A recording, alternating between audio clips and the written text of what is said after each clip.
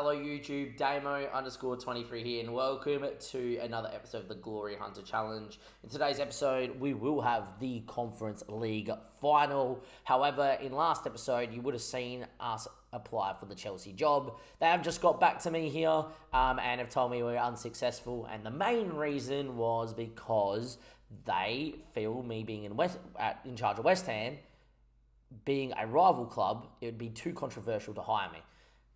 That fills me with a little bit of confidence that down the track we could get a good job, as in a springboard from West Ham. But it probably puts me in a position that even if Manchester United become available, they might not want to hire me. I understand Chelsea not being London. I feel like United might be a different option. In saying that, though, as things stand at the minute, if you saw in last episode, and I'm going to show you again here in this episode, look, I've applied for the job that's all fine. Man City's become insecure for whatever reason. They must have just got knocked out. AC Milan's insecure, which is interesting there too. But, if you're looking at that Manchester United job, they are stable because they've now into sixth out of nowhere. Southampton's screwing the pooch and falling over. So, yeah, it looks like Ten Hag's going to keep his job. Now, in terms of leaving West Ham, it was to go to a side that I think we would be absolutely dead set we can win the league here and everything else. AC Milan might be that team as well. It would be worth having a look at them. But yeah, look, we're going to see what happens in the Conference League Final, and if any other jobs come available that we think is worth, we'll obviously mention to you. But yeah, our first job interview process or attempt to get a job has been declined. And look, I'm not surprised with 2-star reputation, to be fair. But that will grow after the end of this season. Here we are, Conference League Final. Eden Arena, which is surprisingly where we just played in the semi-final. It is Slavia Prague's home ground, which might, mean why they went so deep in the competition, being very spurred on to play at home. But we've got FC Nantes there, and we do need to speak about Nantes because, look, everything points to us winning this one easy. But as you know, with the Prague game, nothing's ever easy. So, look, first things first, we've played here. They never have. I feel like that's a big plus. Secondly, let's have a look at Nantes and how they got here. A lot of draws and a lot of losses in this half of the year, as you can see. But they came through a Conference League knockout round where they got just past Sivasspor. They then got a Conference League group where they beat Boden Glimt. As well, they came in from the Europa League and they got knocked out. Okay, fair enough. But yeah, Boden Glimt, a 2-0 and a 1-1. Villarreal 1-0 and a 1-1. They actually lost to Fiorentina, then beat Fiorentina at home 3-0. So maybe they're slightly lucky to be here too. Now, the big thing is in League One, they got relegated. We're playing against a side that are no longer here, and what that means is we're playing against a team. If you look at the job security, I'll talk about Manchester City in a second. We have got Saint Etienne was on this list. Saint Etienne, FC Nantes on this list in 18th place. They have no manager in charge for a European final. If us not playing at Eden Arena and them not having a manager and them getting relegated and barely winning a game in the league does not fill us with enough confidence to go and win, then yeah. Secondly, Man City have just sacked Pep. I doubt we're going to get this job as well. However, the reason why they sacked Pep, didn't win the league. They finished third. They got knocked out by Liverpool in the semi-final of the Champions League, so even winning the FA Cup was enough to keep his job. If we somehow second season's lucky to get in the Manchester City job, I would laugh, and this would be too easy. I will be applying for it if we win today. If we don't win today, then I won't be applying for it. But if we win today, we will be applying for it. In terms of injuries, Pasquetta has not been past fit, but I am going to start him because he's in our best 11. And our team's going to be Areola, Bellerin, Zuma, Gomez, and Creswell with Rice, Pasquetta, Souček, Bowen, Thuram, and Ings. You guys probably running. How'd you end the season, Damien? Well, I played 4-2-3-1 against Liverpool. 3-0 says that we've dominated. Put it this way, up until we scored the first goal, Liverpool were the better side, and then Liverpool tried to change how they went about it, trying to get back into the game, and we dominated from then on. So, as you can see here from the goal, it was just steamroll. Scored from a set piece, but two really nice goals here as well. and it was superb. And then we won 1-0 against Southampton in a bit of a different game where we dominated for most of it, and then in the second half, everything changed. And to be fair, if it wasn't for Ariola making a penalty save, he would have drawn 1-1 on the last day. From what I can tell about the 4-2-3-1 is this, after playing both those games. When we're up against a team that we're better than by a mile, it's a very good system. If we're up against a team where it's fairly even or they're better than us, it's a very open game where the 4-3-3 can contain those sort of oppositions and be a little bit more in control of the game. So with that being said, the 4-2-3-1 isn't going to be a system we go and use long term, but for this Conference League final, definitely at some stage it will probably come out to absolutely go at the throat of FC Nantes. And against some of the weaker sides, next year you might see me starting it as well. I do think it's a system, however, going down the line of this save, when we are one of the big boys in a league where we're going to dominate most sides, I do think the 4-2-3-1 would be the system. Like, if that Man United narrative came true in the end, Ten Hag finished 6th, I think he's going to keep his job. If that came true, or I went to Manchester City, I think I'd play the 4-2-3-1, because you'd have 4 really good defenders, 2 really good midfielders holding, or, you know, there's a good Volante bombing on, and then just world-class players everywhere else. I feel like with a world-class team, this system would absolutely dominate. Anyhow, let's get into this without any further ado. We've got numbers on the bench there as well. Fabianski is sort of back, but I'm not going to risk him here. And let's get into it. Big old game against a team that, look, I don't want to go out there and say this should be easy, because we've been there and said that and Prague wasn't, but everything points that we should be okay here. Lafont's in net, great player, obviously, as Lafont, decent keeper. The back four there of Joey Victor, Andrei, Palios, and Merlin. It's a slow back four, especially Palios, so we can get at that. Musa Sissoko, great player, but also getting a bit old. Pedro Chalavia, Liverpool reject, not bad on FM, but not great. You can see why they got relegated. And Patrick Herman is your starting winger in a European final. But yeah, the big thing for us is going to be about Andy Delort, because he's actually very good. And like, if there wasn't an age like sort of thing that you needed here, I would sell Skamaka and actually go after Andy Delort and see what we could do. I just see that he is moving permanently. Now, Centenos for me is probably a guy that should be starting. I've used him at FC Metz a couple of years ago. But look, this isn't a team that worries us to an extent. But look, we're going to go out there and we're going to see what we can do. It is a Conference League final. This is one of the trophies we have a hallmark that we want to win. You know, we've got the big 5 in the league. We've got obviously the 5 top flight cup competitions. And then it's the Champions League and the Europa League, definitely. But we always said the Conference League had that asterisk. We had to go out there and at least attempt to win it. Well, here's our moment, boys.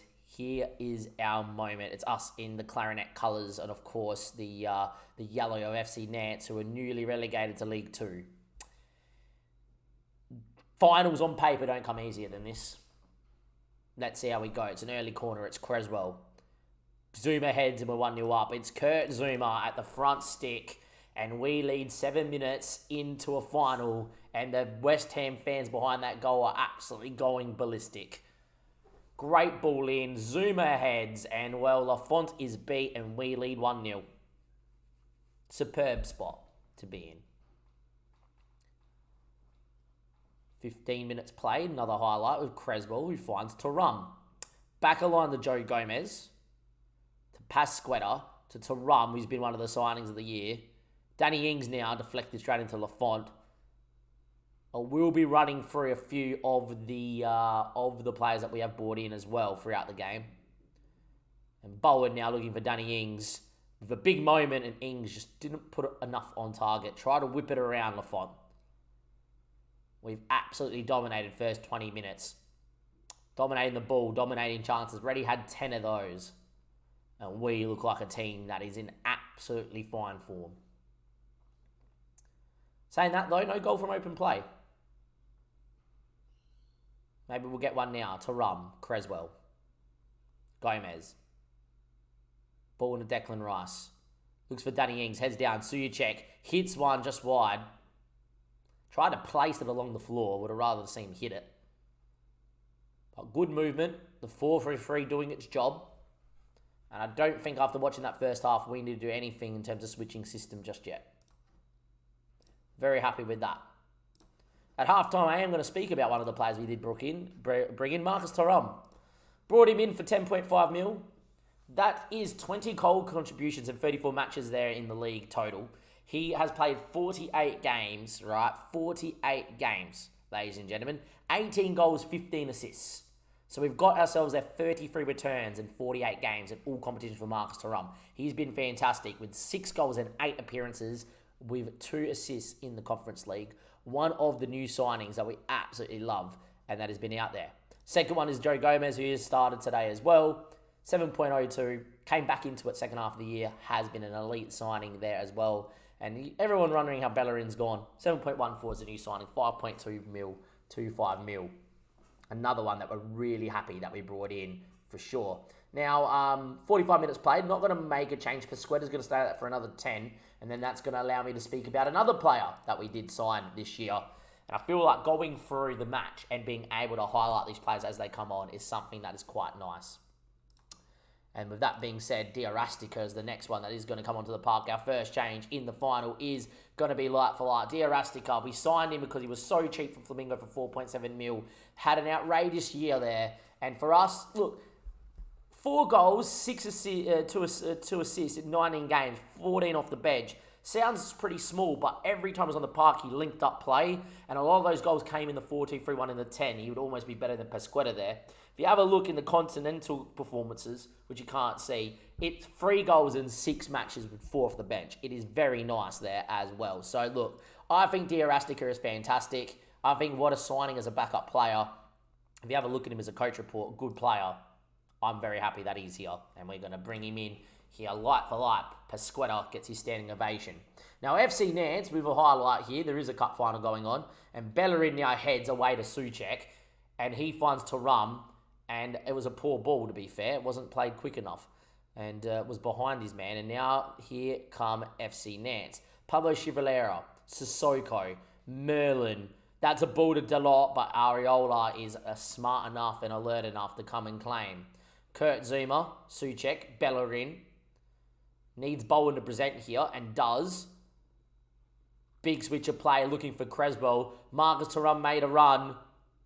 Creswell ignored, looks for Ings instead. Souček hits first time. What a finish from Thomas Souček with his left peg into the far corner. And we lead 2-0 in the Conference League final. And is that the goal that seals European glory in Season 1 of Glory Hunter? Danny Ings, what hold-up play, what a turn, what a finish from Souček. That is 2-0. Time continues to tick away. Now, we have got Bellerin on a booking, and we are 2-0 up. So I'm actually going to move to a fullback there on support. Joe Gomez is going to do this, and I've been doing this move a lot. Caleb in as a central defender and defend.